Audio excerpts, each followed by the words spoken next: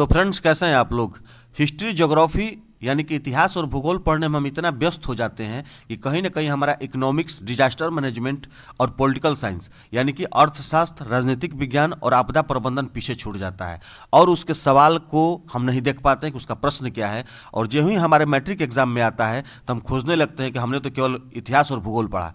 इसलिए आप लोगों के लिए हमने फैसला लिया कि आपको इकोनॉमिक्स, डिजास्टर मैनेजमेंट और पॉलिटिकल साइंस से भी सभी प्रश्नों को उपलब्ध करा दिया जाए जो आपके आने वाले मैट्रिक एग्जाम के लिए वेरी वेरी इंपॉर्टेंट है। उसी कड़ी में आज हम लोग इकोनॉमिक्स यानी कि अर्थशास्त्र के सभी सब्जेक्टिव प्रश्नों को देखेंगे और इस चैनल के प्लेलिस्ट में आपको political science, economics, disaster management, history, geography सभी प्रकार के सब्जेक्टिव प्रश्न उपलब्ध हैं। आप जा करके प्लेलिस्ट में एक बार सभी को रीड जरूर कर लें ताकि आपके मैट्रिक का होने वाला एग्जाम बिल्कुल सफल हो और अच्छे से आप पास कर सकें। तो चलिए फ्रेंड्स, इस वीडियो को हम शुरू करते हैं, लेकिन उससे पहले फ्रेंड्स आप वीडियो को एक लाइक जरूर कर देंगे और साथ ही अगर चैनल पर नए हैं तो चैनल को सब्सक्राइब करके बेल आइकन को जरूर प्रेस कर देंगे ताकि आगे आने वाले किसी भी प्रकार का वीडियो यानी कि सब्जेक्टिव हो या ऑब्जेक्टिव उसका नोटिफिकेशन यानी कि मैसेज आपको मिल सके और उस मैसेज से आप लाभ उठा सकें। तो चलिए फ्रेंड्स, इस वीडियो को हम शुरू करते हैं। सवाल नंबर 1 है फ्रेंड्स कि अर्थव्यवस्था के विभिन्न प्रकारों की विवेचना कीजिए, यानी कि अर्थव्यवस्था के कितने प्रकार हैं इसके बारे में हमको बताना है। और ये फ्रेंड्स जो सवाल है बोर्ड मॉडल है,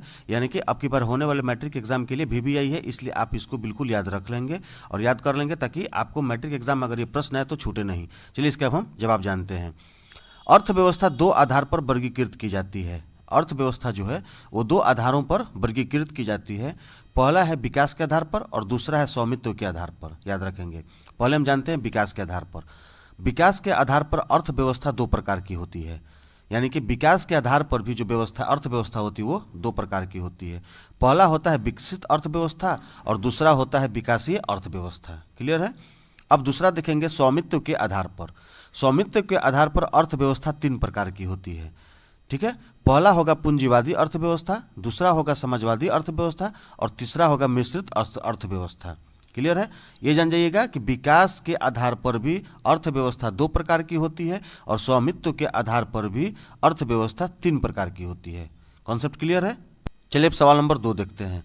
सवाल नंबर 2 है कि कंप्यूटर आर्थिक विकास कार्यों में मदद करता है कैसे, यानी कि कंप्यूटर का आर्थिक विकास में क्या योगदान है, कितना योगदान है, इसके बारे में हम जानेंगे। और ये प्रश्न भी बोर्ड मॉडल है, यानी कि आपके बार होने वाले एग्जाम मैट्रिक का उसमें ये वेरी वेरी इंपॉर्टेंट है, इसलिए आप इसको याद कर लेंगे। और एक और बात आपको बता दें हम, ये प्रेजेंस ऑफ माइंड की बात है कि अगर जो प्रश्न आपका है जैसे कंप्यूटर के बारे में कह रहा है तो ये कोई जरूरी नहीं कि आप लाइन बाय लाइन ही उसका जवाब लिखिएगा तो ही सही होगा। अगर चाहे तो उस प्रश्न का जवाब आप अपनी भाषा में लिख सकते हैं। जैसे कंप्यूटर का आर्थिक विकास कार्य में मदद कर रहा है, ठीक है, तो कंप्यूटर आर्थिक विकास कार्य में कैसे मदद कर सकता है, अगर आपको जो जो लाइन आता है उस लाइन को आप अपने से अपनी भाषा में भी लिख सकते हैं। इस सवाल का जवाब का मतलब हुआ कि आप समझ जाइए कि सवाल क्या कह रहा है और जवाब क्या कहना चाह रहा है। इसके बाद आप अपनी भाषा में उसका प्रयोग करके लिख सकते हैं। चलिए इसका जवाब जानते हैं। पहले जिस कार्य को करने में बहुत समय एवं श्रम लगता था उसे आज कंप्यूटर के द्वारा कुछ ही मिनटों में कर लिया जाता है। यानी कि पहले जो काम जो था 10 घंटों में होता था वो काम आज के समय में मुश्किल से 2 या 3 मिनट 4 मिनट, इतना कंप्यूटर आने के चलते फास्ट हो गया समय कि बहुत जल्दी काम को निपटा लेते हैं हम लोग। अतः आज औद्योगिक यानी उद्योग के क्षेत्र में भी हर जगह जो उद्योग है कंप्यूटरीकृत हो गया है काम। शैक्षिक पढ़ाई का माहौल बदल गया है, पहले ऑनलाइन की व्यवस्था नहीं थी, अब हम ऑनलाइन भी पढ़ लेते हैं। राजनीति के क्षेत्र में विज्ञान साइंस तो बहुत आगे ले गया है कंप्यूटर को। कंप्यूटर भी साइंस को बहुत आगे ले गया चूँकि घंटों का काम सेकंडों में हो जाता है। मनोरंजन, परिवहन, संचार आदि क्षेत्रों में कंप्यूटर का प्रयोग प्रमुखता से किया जा रहा है। यानी कि हर क्षेत्र, चाहे कोई भी क्षेत्र हो, वहाँ का कंप्यूटर होना बहुत ही जरूरी है। यानी कि उस क्षेत्र को कंप्यूटरीकृत करना बहुत जरूरी है ताकि घंटों का काम सेकंडों में किया जा सके, और हो भी रहे हैं। इसीलिए हमारा देश जो है आगे की तरफ विकास कर रहा है।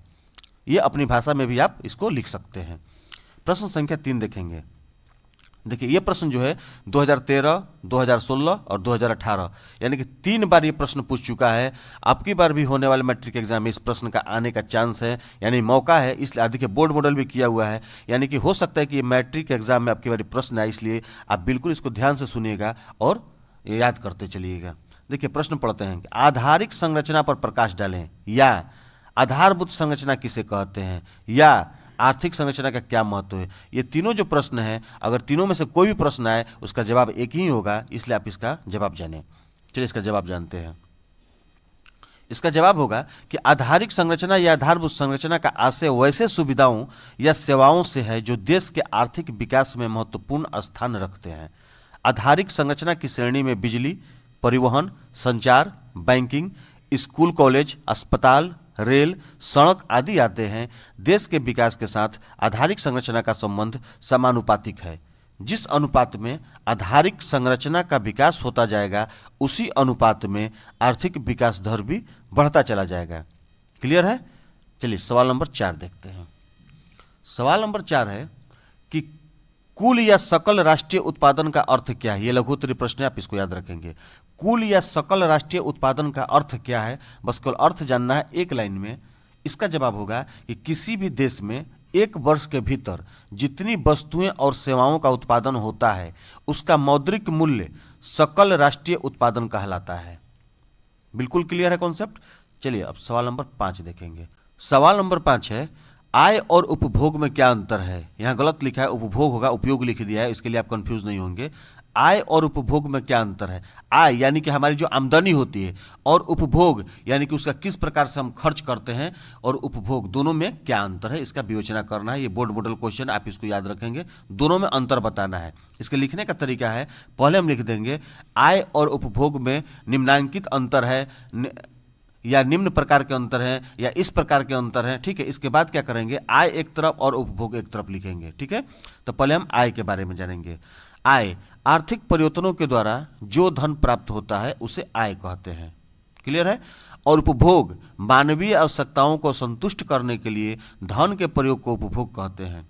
यानी कि हमारे जीवन में जो आवश्यकताएं होती है और उस धन यानी कि जो आय जो हम कमाए हैं, यानी कि जो आर्थिक प्रयत्न से जो मेरे पास आय आया है, आमदनी आया है, उसका उपभोग करते हैं। यानी कि कोई चीज़ खरीदते हैं और उससे संतुष्ट होते हैं, उसको उपभोग कहते हैं।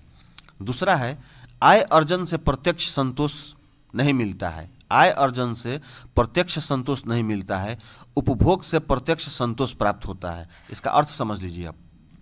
आय अर्जन यानी कि हम कितना भी पैसा कमा लें, अगर अपनी सुविधाओं के लिए हम खर्च नहीं करें, अच्छा खाए नहीं, अच्छा पहने नहीं कपड़ा, तो उसका उस कमाने का कोई लाभ नहीं है, उससे हम संतुष्ट नहीं हो पाते हैं। लेकिन अगर उपभोग करते हैं, अगर हम उस आय से हम खर्च करके, उपभोग करके संतोष प्राप्ति होती है, उसको हम संतोष कहते हैं। कॉन्सेप्ट क्लियर है? अगर आपको किसी प्रकार का कन्फ्यूजन होगा तो आप हमारे कमेंट बॉक्स में कमेंट कर सकते हैं। किसी प्रकार का प्रश्न का जवाब चाहते हैं तो आप हमसे प्रश्न कर सकते हैं, उसका एक वीडियो हम आप लोगों के लिए बना देंगे। चलिए तीसरा है कि आय से वस्तु की उपयोगिता नष्ट नहीं होती है। आय से वस्तु की उपयोगिता नष्ट नहीं होती है, लेकिन उपभोग से वस्तु की उपयोगिता नष्ट हो जाती है। जाहिर सी बात है कि आय से वस्तु की उपयोगिता नष्ट नहीं होती, यानी कि आय से क्या कर हम कोई भी वस्तु को खरीद सकते हैं, उसका उपयोगिता नहीं, उपयोगिता घर में अपने लाते हैं। लेकिन उपभोग से वस्तु की उपयोगिता नष्ट जरूर हो जाती है। कोई चीज़ लाते हैं, उसका उपभोग करते हैं, यानी उसका यूज करते हैं, उपयोग करते हैं, तो कहीं ना कहीं वो धीरे धीरे कम होती जाती है। क्लियर है? अब चलिए हम सवाल नंबर 6 देखेंगे। सवाल नंबर 6 है कि आय से आप क्या समझते हैं। देखिए बोर्ड मॉडल भी है, और 2013 और 2014 2 साल ये प्रश्न आ चुका है, इसलिए वेरी वेरी इंपॉर्टेंट है इस साल के लिए भी। इसका जवाब होगा कि किसी भी प्रकार का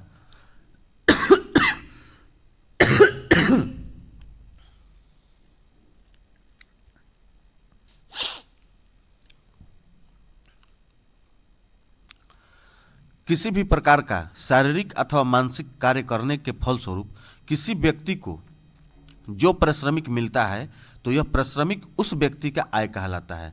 यानी कोई व्यक्ति कोई कार्य करता है, उसके बदले जो उसको धन मिलता है, यानी कि यह सैलरी मिलता हो, या प्रतिदिन का पैसा मिलता हो, या पारिश्रमिक मिलता हो, वो उस व्यक्ति का आय कहलाता है। उदाहरण के लिए कोई प्रोफेसर यदि वर्ग में बच्चों को पढ़ाता है तो उसके बदले उसे मासिक वेतन मिलता है, यह वेतन ही आय कहलाता है, यह आय है। कॉन्सेप्ट क्लियर है? चलिए सवाल नंबर 7 देखते हैं हम।